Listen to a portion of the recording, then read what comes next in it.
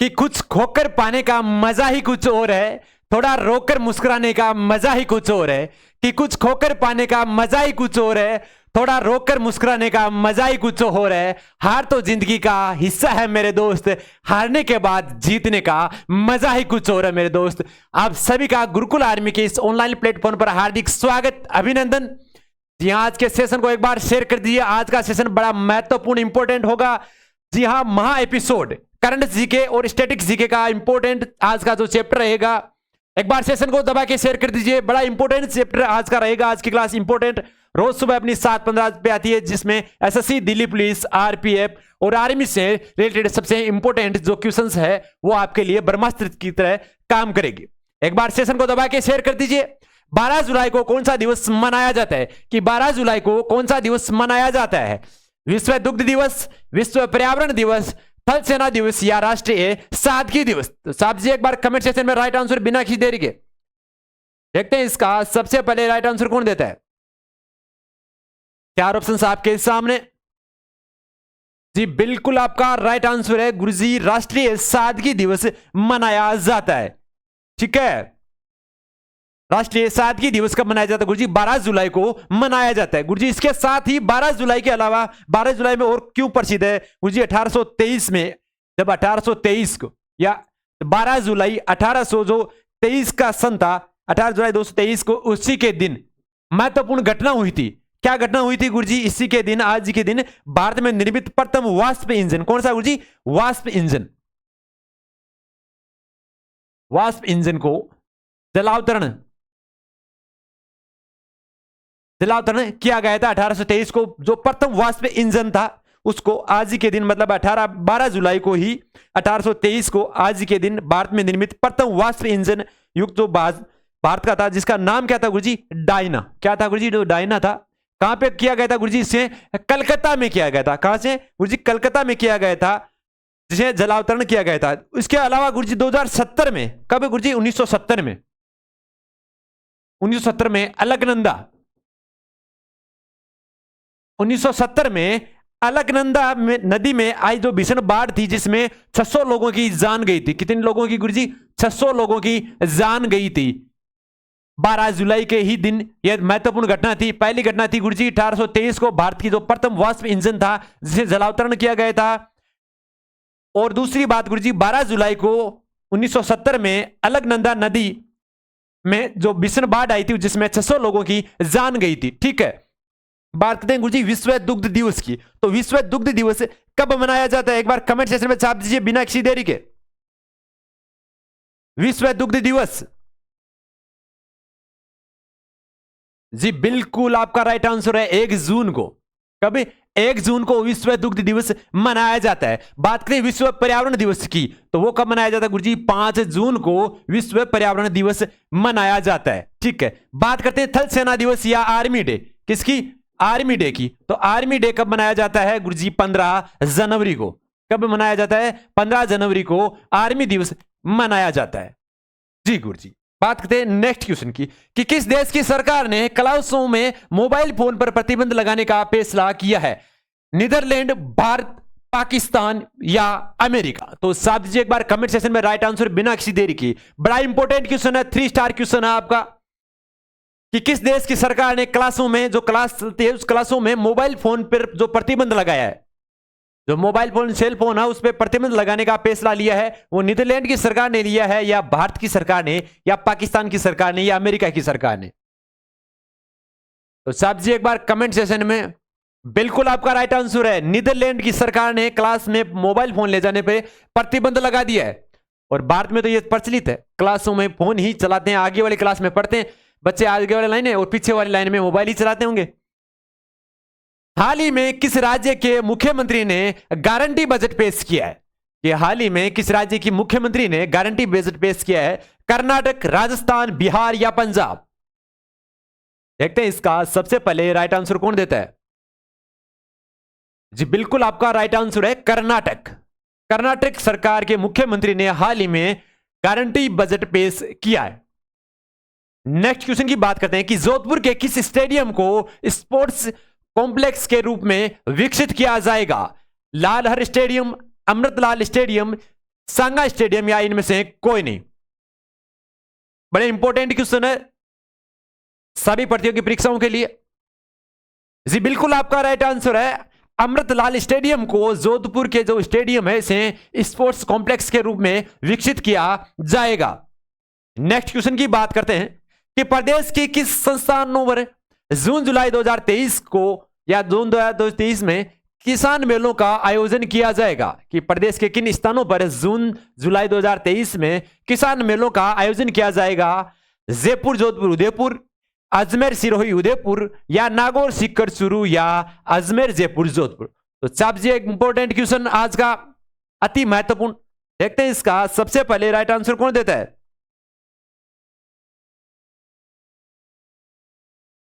जी गुरुजी बिल्कुल आपका right answer है, ये 16 से 18 जून को होगा। कब होगा गुरुजी? 16 से 18 जून को जो आयोजित हुआ था उसमें इंपॉर्टेंट दो। इसके अलावा ये जयपुर जोधपुर और उदयपुर संभाग में ये आयोजन किया गया, ठीक है। और कृषि प्रौद्योगिकी व्यापार के लोगों के लिए एक मंच लाया गया था, कृषि प्रौद्योगिकी और व्यापार के लिए, व्यापार वाले कृषि के लिए और प्रौद्योगिकी के लिए, प्रौद्योगिकी व्यापार के लिए जो एक मंच के रूप में तैयार किया गया था। और इन मेलों में कृषकों को में जो नई तकनीक सिखाई जाएगी जिसमें कम लागत में अधिक आय प्राप्त हो, ऐसे किसानों को आर्थिक रूप से मजबूती प्रदान की गई थी। इसके अलावा इसके बाद उदयपुर और जोधपुर संभाग में स्तरीय मेलों का आयोजन भी इसके बाद होगा, ठीक है जी गुरुजी। नेक्स्ट क्वेश्चन की बात करते हैं।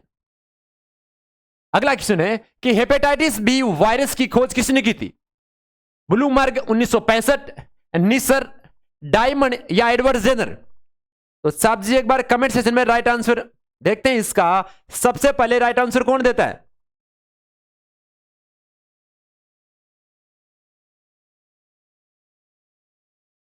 साहब जी एक बार कमेंट सेक्शन में राइट आंसर बिना किसी देरी के।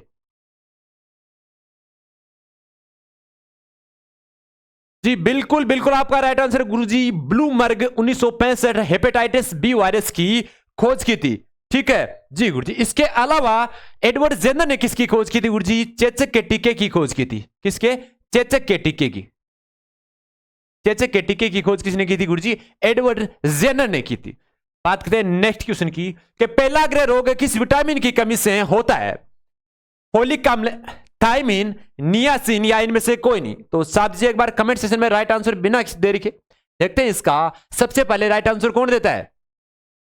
4 ऑप्शन आपके सामने।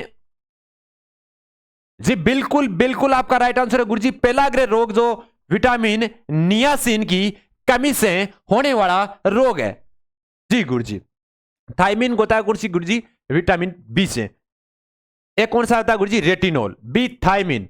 बात करते हैं अगला क्वेश्चन कि गुलेन-बारी सिंड्रोम किसकी बीमारी है। हाथ की है, मस्तिष्क की है, दूरस्थ नाड़ियां की है या कपाल की है। तो साहब जी एक बार कमेंट सेक्शन में राइट आंसर गुलेन-बारी सिंड्रोम किसकी बीमारी है। हाथ, मस्तिष्क, दूरस्थ नाड़ियां या कपाल।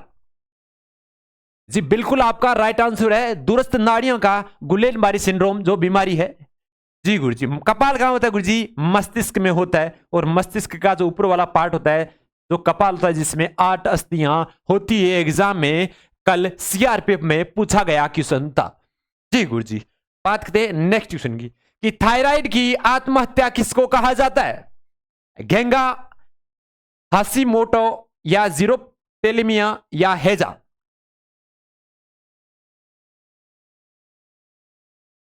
जीरोथैलेमिया। तो साहब जी एक बार कमेंट सेक्शन में राइट आंसर। जी बिल्कुल आपका राइट आंसर है हाशिमोटो आपका राइट आंसर होगा। थायराइड की आत्महत्या हाशिमोटो को कहा जाता है। नेक्स्ट क्वेश्चन, गलगंड या घेंगा रोग आयोडीन की कमी से होने वाला रोग। आयोडीन की कमी से होने वाला रोग कौन सा होता है गुरुजी? गलगंड या घेंगा रोग होता है जी गुरुजी। बात करते हैं नेक्स्ट क्वेश्चन की कि कागज किससे बनता है। सेलुलोज, काइटिन, सुक्रोज या अमोनिया। 4 ऑप्शन आपके सामने। साहब जी एक बार कमेंट सेक्शन में जय महाकाल का नाम लेकर बिल्कुल बिल्कुल आपका राइट आंसर है। कागज किससे बनता है गुरुजी? कागज सेलुलोज से बनता है। ठीक है जी गुरुजी। बात करते हैं नेक्स्ट क्वेश्चन की कि वायुयान के टायरों में कौन सी गैस भरी होती है? जी गुरुजी की वायुयान के टायरों में कौन सी गैस भरी हो जाती है? हीलियम, हाइड्रोजन, ऑक्सीजन या कार्बन मोनोऑक्साइड? कार्बन मोनोऑक्साइड या इसे हम बोलते हैं गुरुजी CO बोला जाता है, ऑक्सीजन को O2 बोला जाता है और हाइड्रोजन को H2 बोला जाता है और हीलियम का प्रतीक होता है He प्रतीक होता है। तो वायुयान के टायरों में कौन सी गैस भरी जाती है? आपका राइट आंसर बिल्कुल आपका हीलियम आपका राइट आंसर होगा, जो सबसे हल्की गैस भी होती है जो वायुयान के टायरों में भरी जाती है। बात करते हैं कार्बन मोनोऑक्साइड का, क्वेश्चन पूछा गया था SSC CHL में। तो कार्बन मोनोऑक्साइड जो सबसे जहरीली गैस होती है, कौन सी होती है गुरुजी? सबसे जहरीली गैस, सबसे जहरीली गैस कौन सी होती है? कार्बन मोनोऑक्साइड होती है जी। नेक्स्ट क्वेश्चन की बात करते हैं कि किस मुगल शासक के शासनकाल को हिंदी साहित्य का स्वर्ण युग कहा जाता है? शाहजहां, अकबर, हुमायूं या बीरबल? चार ऑप्शन आपके सामने, साहब जी एक बार कमेंट सेशन में चार ऑप्शन आपके सामने हैं। किस मुगल शासक के शासनकाल को हिंदी साहित्य का स्वर्ण युग कहा जाता है? बिल्कुल आपका राइट आंसर है, बिल्कुल अकबर के शासनकाल को हिंदी साहित्य का स्वर्ण काल या स्वर्ण युग कहा जाता है। नेक्स्ट क्वेश्चन की बात करते हैं कि संत जामोजी का जन्म कहां हुआ था? पीपासर, गागरोन, करनाल या अजमेर? चार ऑप्शन आपके सामने, देखते हैं इसका सबसे पहले राइट आंसर कौन देता है। जी बिल्कुल संत जम्बोजी का जन्म बिल्कुल आपका राइट आंसर है गुरुजी, पीपासर नागौर में हुआ था। कहां होता गुरुजी? पीपासर कहां है गुरुजी? नागौर में है। नागौर में इनका जन्म हुआ था 1451 ईस्वी में। कब हुआ था गुरुजी? 1451 ईस्वी में इनका जन्म हुआ था, जो नागौर के पीपासर में इनका जन्म हुआ था। जो जिला पीपासर है और पीपासर नामक गांव में हुआ था इनका, गांव तो गुरुजी पीपासर और जिला है नागौर, राज्य है गुरुजी राजस्थान। और 34 वर्ष की उम्र में ही विष्णु संप्रदाय की स्थापना कर दी थी। 34 वर्ष की उम्र में, वर्ष का भी पूछा जाता है। 34 वर्ष की उम्र में जम्बोजी के द्वारा जो विष्णु संप्रदाय की स्थापना की गई थी, वो किनके द्वारा की गई थी गुरुजी? जम्बोजी के द्वारा, विष्णुई संप्रदाय। जी गुरुजी विष्णुई संप्रदाय का मतलब ये होता है गुरुजी 20+9। इनके जो अनुयायी थे, जी हाँ उनके सिद्धांत थे, उसके हिसाब से इनका नाम रखा गया था 20+9 विष्णुई। ठीक है जी गुरुजी। खरनाल तेजाजी, बिल्कुल खरनाल क्यों प्रसिद्ध है गुरुजी? तेजाजी के कारण प्रसिद्ध है। तेजा बाबा, तेजासुरा के कारण प्रसिद्ध है। तेजाजी का भव्य मंदिर है खरनाल नागौर में। बात करते हैं अजमेर के सुरसरा में भी तेजाजी का बड़ा भव्य मंदिर है, जहां पे आरती के समय शाम को 6 बजे जो इनका प्रतीक जो सांप होता है, वो सांप वहां पे आरती के समय रोज आता है, इसलिए वहां से प्रसिद्ध है। जी गुरुजी अगले क्वेश्चन की ओर चलते हैं कि कालीबंगा किस राज्य में स्थित है? गुजरात, केरल, बिहार या राजस्थान? तो चाप जी एक बार कमेंट सेशन में राइट आंसर बिना किसी देरी के।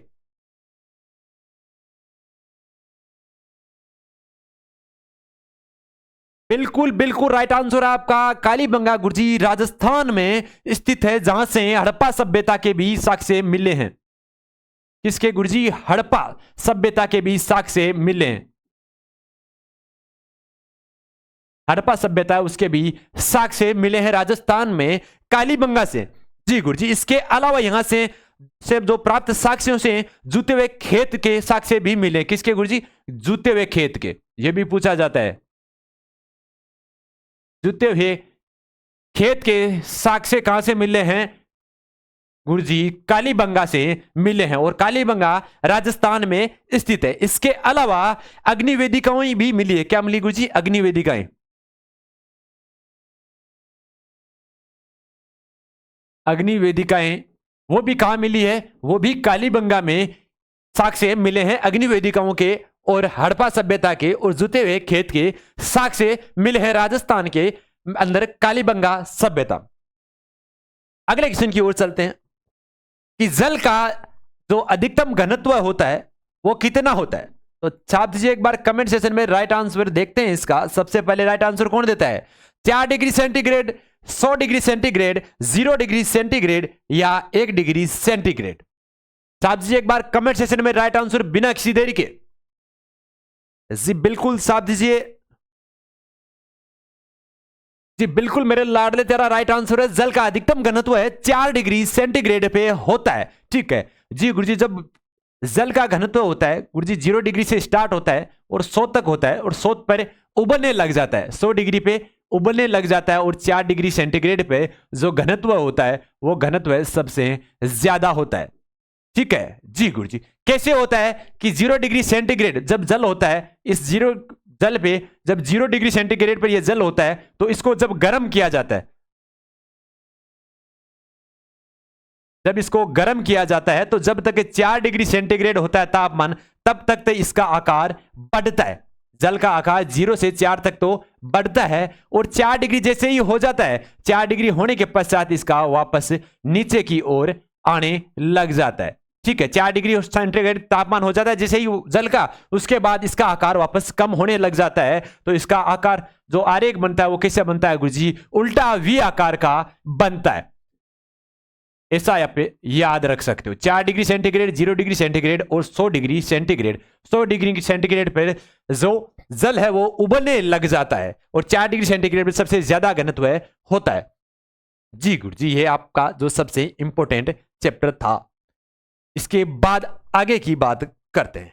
गुरुजी, गुलामगिरी पुस्तक की रचना किसने की थी? गुलामगिरी पुस्तक की रचना किसने की थी? ज्योतिबा फुले, दयानंद सरस्वती, स्वामी विवेकानंद या इनमें से कोई नहीं? तो साथ दीजिए एक बार कमेंट सेशन में। मेहनत करते रहिए, सफलता आपको अवश्य प्रदान होगी। गुलामगिरी पुस्तक की रचना देखते हैं, इसका सबसे पहले राइट आंसर कौन देता है? छाप दीजिए एक बार कमेंट सेशन में। देखते हैं इसका सबसे पहले राइट आंसर कौन देता है। 4 ऑप्शंस आपके सामने, बिना किसी देरी के छाप दीजिए एक बार कमेंट सेशन में। बड़ा इंपॉर्टेंट चैप्टर रहा आज का। गुलामगिरी पुस्तक की रचना किसने की थी? 4 ऑप्शंस आपके सामने, छाप दीजिए एक बार कमेंट सेशन में राइट आंसर। बिल्कुल आपका राइट आंसर है, ज्योतिबा फुले ने गुलामगिरी पुस्तक की रचना की थी। इसके अलावा ज्योतिबा फुले ने किसकी रचना की थी यह भी बताइए। क्या इनका जो महत्वपूर्ण योगदान रहा था वो क्या रहा था गुरुजी? इन्होंने 1873 में, कब गुरुजी? 1873 में सत्य शोधक समाज की, सत्य शोधक समाज की स्थापना की थी। सत्य शोधक जो समाज है उसकी स्थापना 1873 में ज्योतिबा फुले ने की थी। जी गुरुजी। इसके अलावा बात करते हैं दयानंद सरस्वती की, तो दयानंद सरस्वती का बड़ा महत्वपूर्ण योगदान रहा था। उन्होंने 1875 में, कब गुरुजी? 1875 में आर्य समाज की स्थापना की थी। किस समाज की? आर्य समाज की, आर्य समाज की स्थापना की थी, जो सबसे ज्यादा एग्जाम में पूछा जाता है। बात करते हैं स्वामी विवेकानंद की, तो स्वामी विवेकानंद ने गुरुजी 1879 में, 1879 में किसकी स्थापना की थी गुरुजी? 1879 में स्वामी विवेकानंद ने रामकृष्ण मिशन की स्थापना की थी। किसकी की थी गुरुजी? रामकृष्ण मिशन की स्थापना की थी। एक बार वापस स्क्रीनशॉट लेना चाहते हो ले सकते हो कि 1873 में सत्य शोधक समाज की स्थापना की थी ज्योतिबा फुले ने। गुलामगिरी पुस्तक की रचना भी ज्योतिबा फुले ने की थी। दयानंद सरस्वती ने 1875 में आर्य समाज की स्थापना की थी। स्वामी विवेकानंद ने 1879 में रामकृष्ण मिशन की स्थापना की थी। स्क्रीनशॉट ले लीजिए, उसके बाद आगे की ओर चलते हैं। जी, ओलंपिक ध्वज में कितने चक्र होते हैं? 4, 5, 6 या 2? बड़ा इंपॉर्टेंट क्वेश्चन है। छाप दीजिए एक बार कमेंट सेक्शन में राइट आंसर बिना किसी देरी के। देखते हैं इसका सबसे पहले राइट आंसर कौन देता है कि ओलंपिक ध्वज में कितने चक्र होते हैं? 5, 4 या 6 या 2? तो छाप दीजिए एक बार कमेंट सेक्शन में बिना किसी देरी के।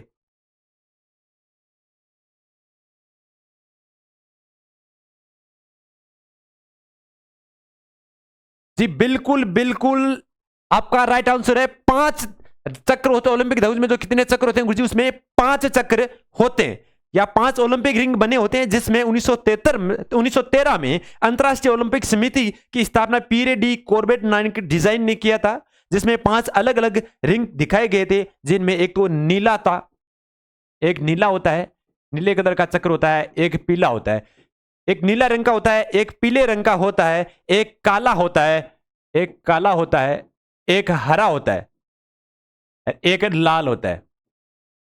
इनका जो कलर है वो भी बहुत बार एग्जाम में पूछ लिया जाता है। और जो पीरे डी कॉर्बिटी नाम के वैज्ञानिक थे या इंसान थे, आप इतना याद रख सकते हो, या तो पीरे ही पूछ सकता है, या पीरे के आगे डी कॉर्बेटिन भी पूछ सकता है। पीरे डी कॉर्बेटिन नामक ने ये डिजाइन तैयार किया गया था, जिसमें 5 चक्र थे, नीला, पीला, काला, हरा और लाल रंग के 5 रंग जुड़े थे, जिसमें एक सफेद पृष्ठभूमि एक दूसरे के साथ जुड़े हुए ये रिंग की टाइप में डोज में होते हैं, व्यवस्थित क्रम में। अगले क्वेश्चन की ओर चलते हैं कि सूचना का अधिकार अधिनियम कब पारित किया गया था? बड़ा इंपॉर्टेंट क्वेश्चन है, 3 स्टार क्वेश्चन, छाप के रखना इसको। जुलाई 2007, मार्च 2005, जून 2005 या जून 2006? 4 ऑप्शन आपके सामने, साफ दीजिए एक बार कमेंट सेशन में बिना किसी देरी के। देखते हैं इसका सबसे पहले राइट आंसर कौन देता है। जी बिल्कुल अपनी मुट्ठी कस के रखिए, अपनी हौसलों को बुलंद रखिए, क्योंकि हौसला बुलंद रहेगा तब तक ही आप मंजिल को हकदार रहोगे। हौसला आपको नहीं खोना है, क्योंकि रख हौसला, वो मंजर भी आएगा, प्यासे के पास समुद्र भी आएगा। यू रूट करना बेट मंजिल के मुसाफिर, मंजिल भी मिलेगी और मिलने का मजा भी आएगा। बिल्कुल जी हाँ, सूचना का अधिकार अधिनियम गुरुजी जून 2005 में पारित किया गया था। नेक्स्ट क्वेश्चन की बात करते हैं कि मानव द्वारा सर्वप्रथम किस धातु का प्रयोग किया गया था? लोहा, तांबा, सोना या चांदी? देखते हैं इसका सबसे पहले राइट आंसर कि मानव के द्वारा सर्वप्रथम किस धातु का प्रयोग किया गया था? लोहा, तांबा, सोना या चांदी? देखते हैं इसका सबसे पहले राइट आंसर कौन देता है मेरे लाडले?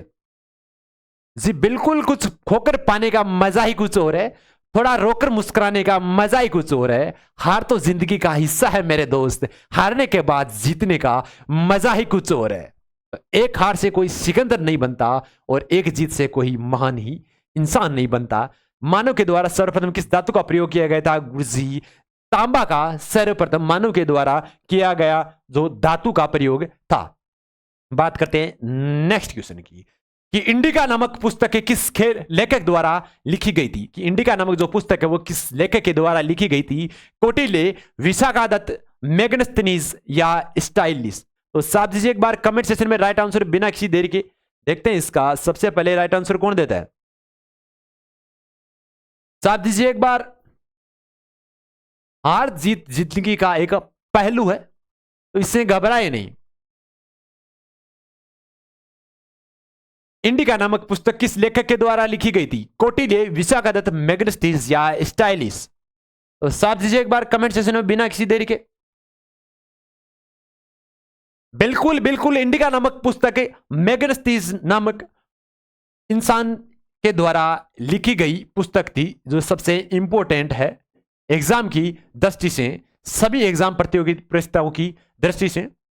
और आशा करते हैं आप सभी स्वस्थ कुशल मंगल होंगे। मेहनत करते रहिए, मेहनत करने वालों को सफलता अवश्य प्रदान होगी, क्योंकि रख हौसला वो मंजर भी आएगा, प्यासे के पास समुद्र भी आएगा। यू रूट करना बेट मंजिल के मुसाफिर, मंजिल भी मिलेगी और मिलने का मजा भी आएगा। जय हिंद, जय भारत।